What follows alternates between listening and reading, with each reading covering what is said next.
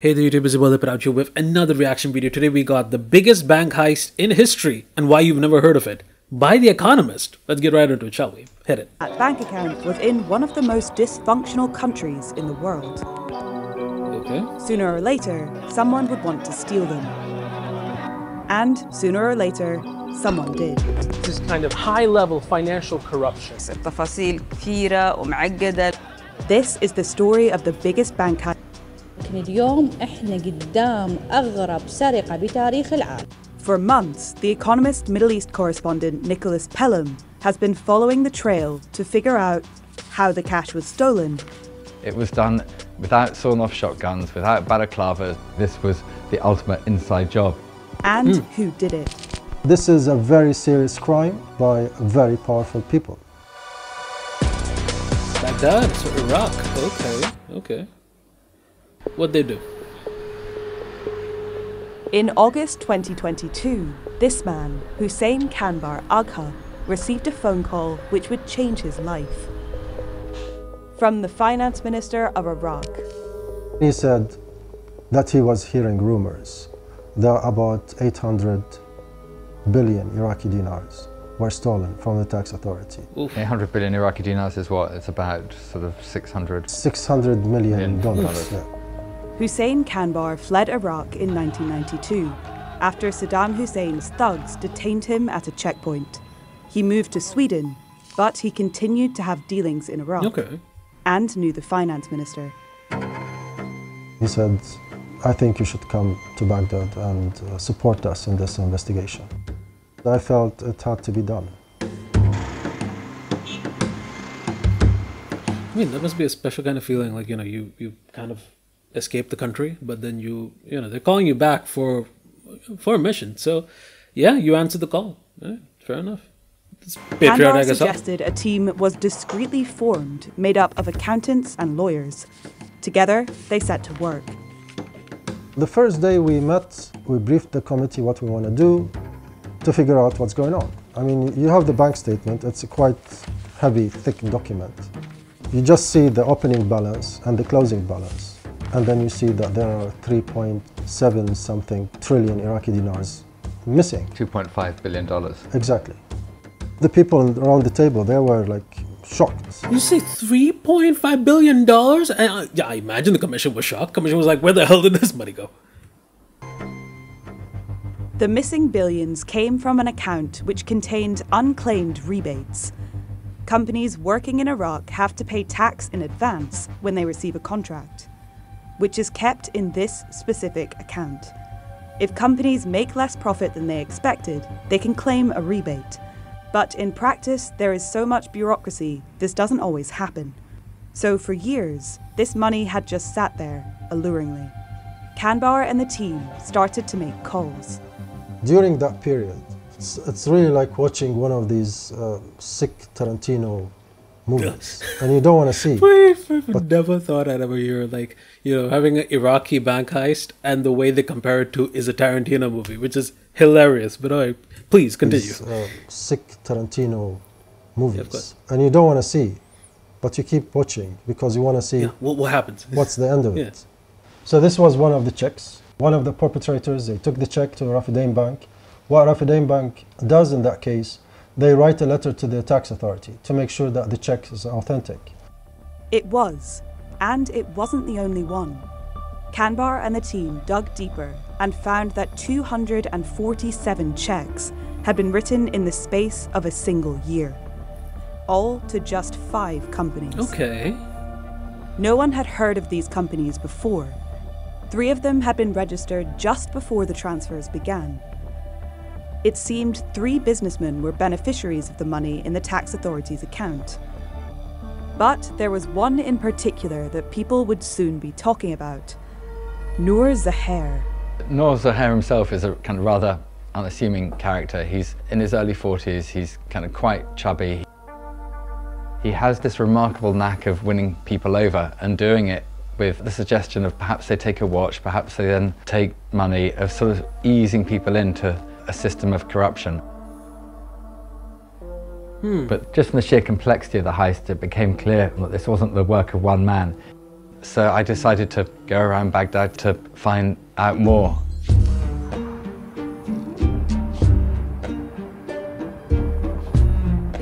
I'm standing outside the General Commission for Taxes. It was from here that authorization came for Noor Zohair and his accomplices to receive $2.5 billion.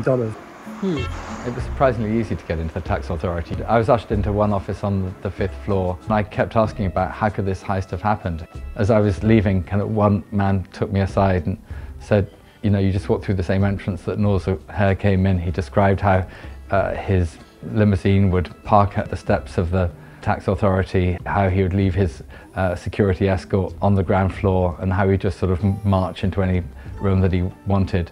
He would make the request for a repayment, supposedly on behalf of one of the companies, but in practice fictitiously.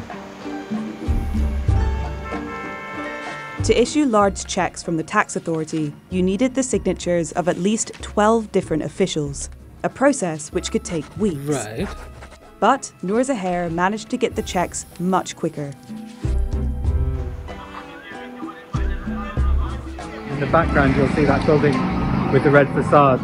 That's the Rafidain Bank, and that was really the nucleus of the heist of the century. It was from here that the dinars came from the tax authority and were transferred to the Rafidain Bank, and from there on to the beneficiaries.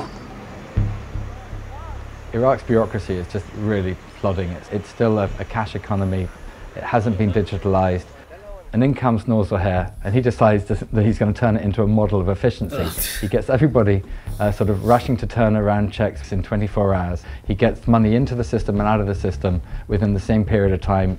He has kind of everybody at his beck and call, partly because he's paid them off, partly because they're terrified of him. But making off with $2.5 billion in cash was something of a logistical challenge. Yeah. The highest value banknote in Iraq was the 50,000 dinar bill, which was worth about $35. If all the stolen notes had been stacked on top of each other, the pile would have risen higher than Mount Kilimanjaro. Yeah. Security vans would turn up at the backs of the banks, take the money, then be driven off to different safe houses and different zones in Baghdad. A lot of the money would then be transferred out of the country from Baghdad airport to different regional capitals. Money fanned out across Iraq and then across the region and perhaps even further afield. As Hussein Kanbar started to piece together the story, something didn't add up. You have $2.5 billion withdrawn in cash. So there must be somebody that counted it. There must be somebody that, you know, lifted it from the vaults of the bank to the cars.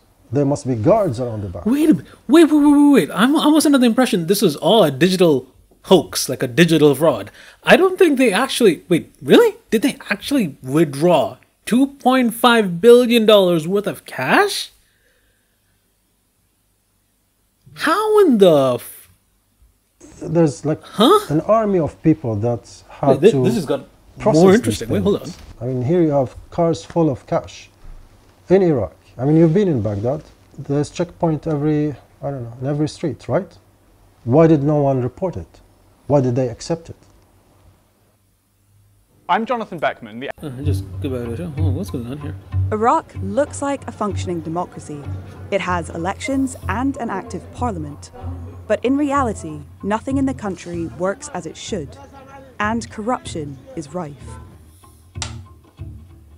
There's different forms of corruption, right? So obviously you have petty corruption, doing everyday tasks. Bribes often help make things easier. But what's, I think, more significant is that grand corruption, that political corruption, which in essence is the political system. It stems back to some of the decisions made early on in 2003.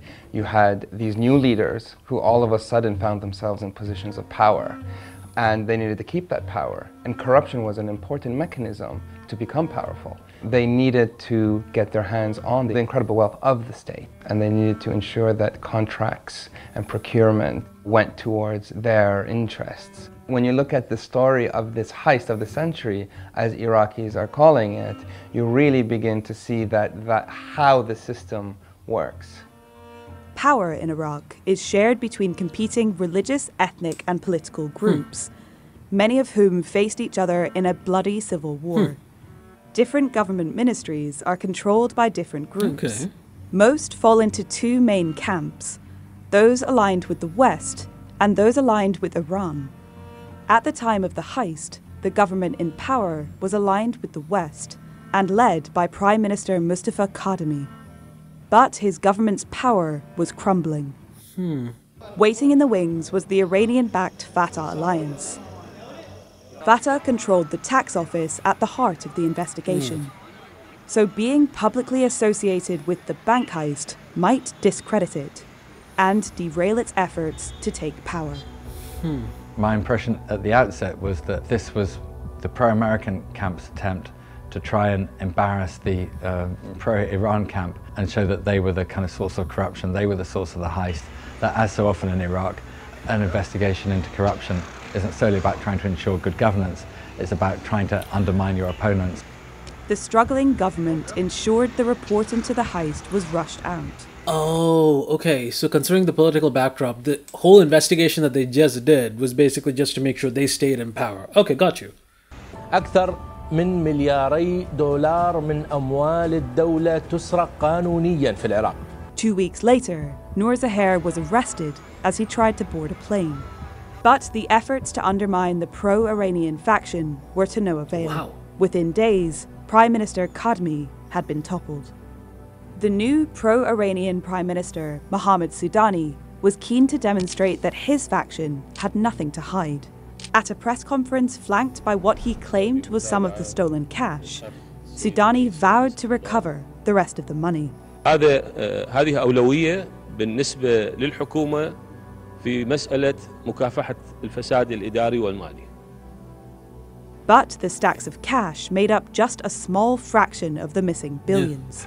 At the same time, Noor Zahir was abruptly released on bail. The explanation at the time by the judiciary and the government was that his release would help secure the funds that he squirreled away.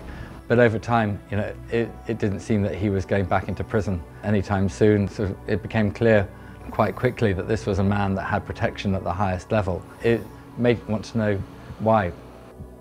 Noor Zahir told The Economist that he vehemently denied the allegations mentioned therein.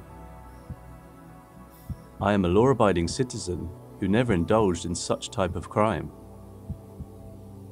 When asked why Noor Zahir had been released, a spokesman for Soudani told The Economist, "The release of the accused Noor Zahir on bail was not a government decision, but it is the decision of the judge, and the charges were not dropped against him or those involved in this case." That is insane. Nicholas contacted the judge overseeing the investigation, Thea Jahar Lafta. He's been widely perceived to be aligned with the pro-Iranian faction, although officials insist that Iraq's judiciary is independent. ايش صار بالضبط لنور زهير اليوم؟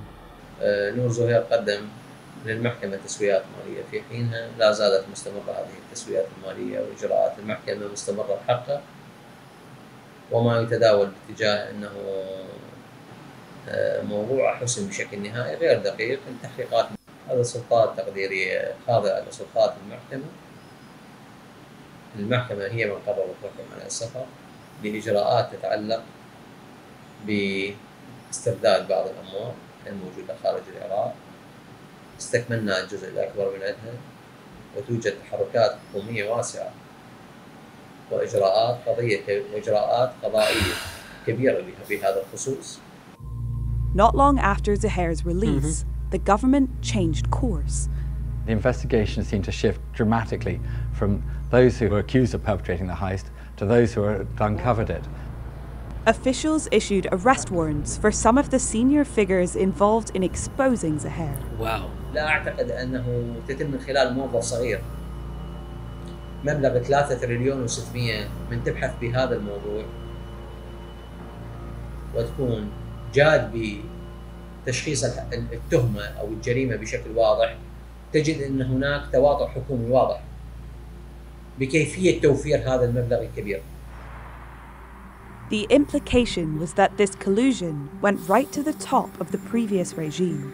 Former Prime Minister Mustafa Kadhimi and some of his allies fled to London. Ooh. Barely a day went by without one member or other of the camp contacting me. They wanted to go on camera, they wanted to talk to me, they wanted to defend themselves, but they also wanted to show that they weren't involved, that there were others who were involved, and this was a story that they felt could actually turn the tables in Iraq's political future. 1, 2, 3. Okay, wow. أنا أولاً أجب أن أقول بكل صراحة أن ضميري مرتاح كشخص وكحكومة قامت بواجبها بكشف هذه الجريمة وجراء. But hold on, this video is insane. They just went from, oh yeah, by the way, they've exposed this huge thing, this huge corruption scandal that's happened. They talked to the man who was behind the investigation for the corruption scandal. Then they're talking to the head of state who fled the country? Man, this is insane. الحكومة اللي قدتها خلال سنة ونص هي أول حكومة عراقية منذ عام 2003 تقوم بإجراءات واضحة بملاحقة المجرمين. أنا أقول لك بكل صراحة الحكومة قامت بواجبها بكشف الجريمة وطلبنا بالتحقيق، والبعض من قام بكشف هذه الجريمة تعرض للابتزاز وللضغوطات. You had direct responsibility for the airport. A lot of the money disappeared through the airport. At the very least, should you not bear some of the responsibility for the disappearance of this? ماكو أي لا يوجد أي دليل على أن الأموال هربت عن طريق المطار، والتحقيقات أثبتت أن الأموال كانت موجودة في العراق وبعقارات تم شرائها في داخل العراق. هذه فقط إشاعات تم ترويجها لشرطة الحكومة وشرطة بعض أطراف حكومتي. The more people I talked to, the more allegations are being flung around. It became harder and harder to discern who was clean and who was complicit. Everyone seemed to have mud to fling at their political enemies. Jeez. Throughout his investigation, Nicholas talked to Iraqi politicians and officials from across the spectrum. He started to realize that underneath their furious opposition, they actually had a lot in common. They were part of the same Iraqi elite. They sent their kids to the same exclusive schools and mixed in similar circles. At some point, it dawned on me that this wasn't really a system of two camps. This was a system in which everybody was in on the make. It brought back memories of the murder on the Orient Express, the story in which everybody who was on that train carriage was complicit in the murder. And I felt somehow this was also now happening again in Iraq, in which all the factions which should have been protecting the country and serving the country were actually involved in fleecing it, tearing it apart. Oh my God, bro, that is such a great, plot twist, because you would think that, oh, it's either one side or the other, or it's one side versus the other. But the truth is, everyone is in on it. And hence, it's not that either side or one side is innocent and one side is, evil. It's just that both sides are corrupt. And hence, the conclusion he's drawing here is what's most likely is, yeah, both of them were complicit in this. Holy shit. Many months on from the news of the heist breaking, it was still unclear how much of the stolen cash had been recovered. And where the rest was. We've seen, $2.5 billion kind of leave government coffers. Where has that money gone? I think what we're seeing more and more is the money staying in Iraq, which means if you go to Baghdad today, you might see big developments. The question becomes, is this being redistributed across society? Or is this part of wider money laundering schemes? But we know that there's a lot of money in Iraq right now, a lot of money in Baghdad and other cities being spent in infrastructure and these big sort of projects. The fact that it was harder to take all of that money out of the country meant that at least some of it had to stay in Iraq. And it's now a city which is on the move again. And at least some of that has got to be due to this heist of the century. It's not clear if there will ever be serious consequences for the key figures involved in the heist. Nah. Iraq's elite continue to squabble. And the rest of the money is still nowhere to be seen. But that is fair. To read my investigation into the bank heist, please click on the link. That is fascinating. I mean, I think from their perspective as well, I can see where they're coming from, which is basically, well, since money was taken, anyway, it's still staying in Iraq, a good portion of it. So it's being invested into, infrastructure and further development. So, yeah, fair enough.